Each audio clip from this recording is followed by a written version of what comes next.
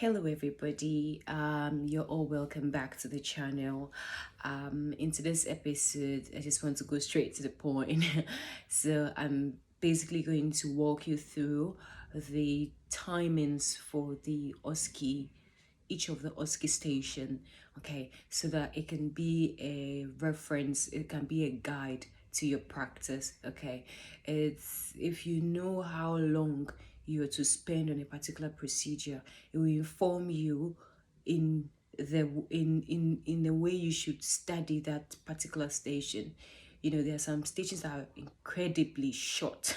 I don't know how to say it anyway, but very short. There are others so that you get some room here and there. So it will inform you, it will sort of help you when you are practicing to know how fast or how slow you can with your practice. Do you get what I mean? Yeah, so basically, let's just get right into it. So in my previous video, if you watched it, I made mention of the fact that during your test day, each person have 10 stations to walk through or to be at before you can finish your OSCE for that day. Okay, so you have 10 different stations, where stations mean 10 different procedures or different sections of the exam, where you have to prove yourself that you actually know what you're doing. The assessor will be there assessing every bit of what you're doing, and then will score you based on the marking criteria. Okay, so let me just get right into the OSCE stations. So the OSCE stations, we have a block, one block called APIE or APIE, depending on the school you attended. But it's an abbreviation. It's just APIE, where A is assessment, P is planning, I is implementation, and then E is evaluation. This API or API is the only station that you are rest assured that if you get into your test hall or your room where you are going to be assessed, and the assessor tells you you are going to start with assessment, is the only block you can predict that right after assessment, I know I'm going for planning, I know I'm going for implementation, and I know I'm going for evaluation. Okay, the remaining 6 of the stations, I told you there are 10 stations here, so API alone is 4. So the other stations, you cannot really tell which one you'll be having next or whatever it is, but at least your API is standard. So you will always start with assessment plan. It's chronological. Okay, right. So you get to your test center and you start with API. That is if you have to start with API, you know you are going with that 4 blocks at a go. And then you have 4 skills. 4 skills. What I mean by 4 skills is that is more of, you are doing like in hospital resuscitation, you are doing oxygen administration, something. They are separate skills they want to test. Wound assessment and wound dressing is also a station. So you have 4 skills in addition to your API, making how many now? 8. And then you have 2 more to go. The other 2 are just testing your professional values and your evidence-based nursing. So those are written stations. So we have professional values, which you have a paper with a scenario about the professional value scenario or something, and you sit down, the assessor will be there, and then you write. It's a silent station. You're not going to talk, all of that. You sit down and then you write based on the scenario you are seeing there. And the evidence-based is also another block. It's also one of it, and for that one as well, it's also a silent station. You don't need to talk or anything. They'll give you a paper with the scenario on it, and based on your clinical judgment or your clinical experience, you just write your response to what you will do in that situation. Okay, so that makes the 10 stations. So your API giving you 4 stations already, and then 4 skills. I'll get into it and you understand. And then 2 one professional values, one evidence-based, making an entire 10 stations. And that is when you can catch your breath and know you are done for the day. Okay, so let's get right into it. So let me start from the APIE, the assessment. A for the assessment. Assessment is 20 minutes flat. And I tell you what, you cannot it's as if the time in the OSCE center is different from the one you practice with, because no matter how fast you are, by the time you realize time is just running, and you are, and one thing is that whatever is not documented is not done.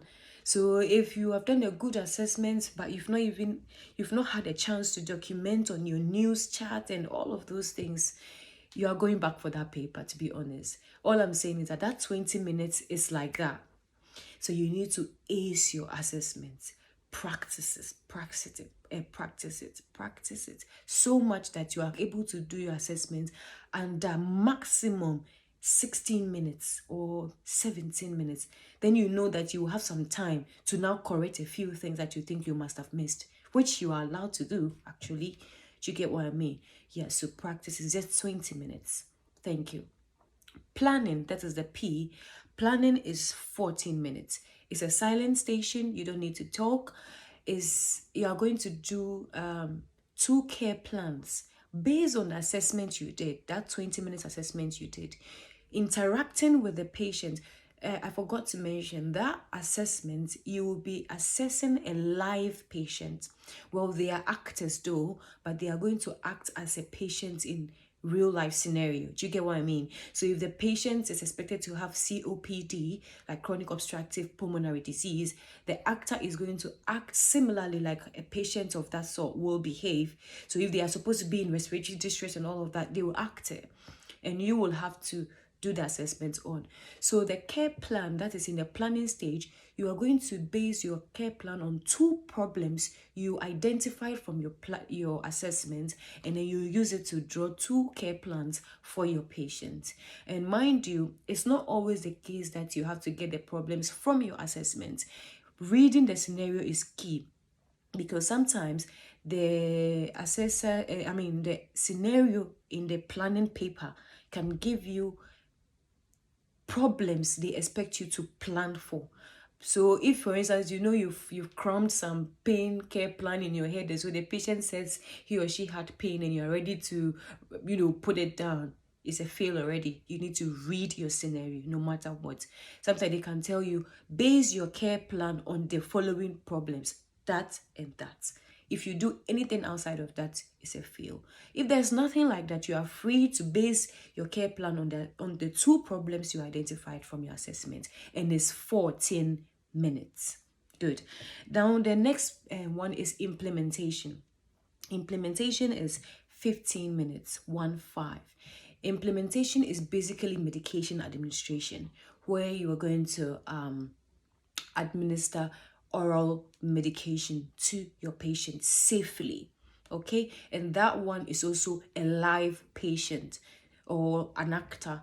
So you're not just going to administer the medication just like that. They will get a live actor in your OSCE room, and they are going to test how you can safely administer the medications on the drug charts you've been provided to the patient. Do you understand? And that is 15 minutes. 1-5. It's interesting how I'm mentioning the time as if it's a whole year. To be honest, you will understand once you start practicing. Anyway, that's just by the way. So implementation is just giving the medications to the patients, knowing when to give and when not to give. I'll make a separate videos on all of these stations for you to understand the rudiments of all of that. But they are testing how you'll be able to administer safe medication to your patient, knowing when to give, when not to give, knowing questions to ask before you give some medications. Do you get? There are so many tricks here and there. For instance, let me just give you this. You can have, they will tell you your drug rounds is say 12 p.m. Meanwhile, the time you are doing the exam, it may be say 4 p.m. But on the paper, you need to read it. It will tell you your drug round is at 12 p.m. And then there will be a medication that they must have served that medication, say 11 p.m. Okay? it has been administered to the patient already, and then you flip the paper reading it and trying to get the medications that are due your time to give the patient, you probably go and meet that same medication again, which is due at your time at 12 p.m. that they are saying is your drug round. And out of anxiety and how quick you want to go, you administer the medication. Mind you, you are going back for that paper, because it's just, even though it's due your time, they are testing how you'll be able to tell, okay, assessor, I'm not happy to administer this medication because my patient has already had this medication an hour prior to my drug rounds, so I'm not happy to give this medication, so I will be coding this medication so and so code, and you are done. So they are just testing that, and everything with your decision, your thinking, and everything is within 15 minutes. Okay, thank you. Now the next one of the APIE is evaluation. Evaluation is 8 minutes, 1-8. Is basically you handing over your patient to another person. It could be a doctor or a nurse, okay? And they will give you a scenario that you would use. Then the scenario is just to tell you your patient's current state. For instance, you did your assessment, did your vital signs, blah, blah, blah. Your patient had a new score of 0. I'll explain this later in another video, but it's just to say your patient is not in a critical condition or anything like that. But in your evaluation paper, your patient might be having a high new score, and they are just assessing how you'll be able to hand over well to whoever you are handing over, whether a doctor or a nurse, letting them know how urgent it is for them to, for instance, if it's a doctor, you will probably be handing over to the doctor for him to come and review your patient, that your patient is currently using high and you need him to come immediately. And in that station, they will give you all the papers from your assessment, your plan. So they'll give you the assessment paper, they'll give you the care plans you did, the 2 care plans you did, they'll give you your implementation paper, the medications you administered, and then your evaluation paper. So all of that will be in front of you, and based on whatever you have done, and then the patient current state in the evaluation scenario, you hand over safely to another person. Okay, I know it's not entirely clear, but I'll make separate videos on these stations, so you appreciate it. But I hope it gives you an idea of what the station is about. And evaluation is just 8 minutes. Sorry. All right, so that's about APIE. Assessment 20 minutes, planning 40 minutes, implementation 15 minutes, and evaluation 8 minutes.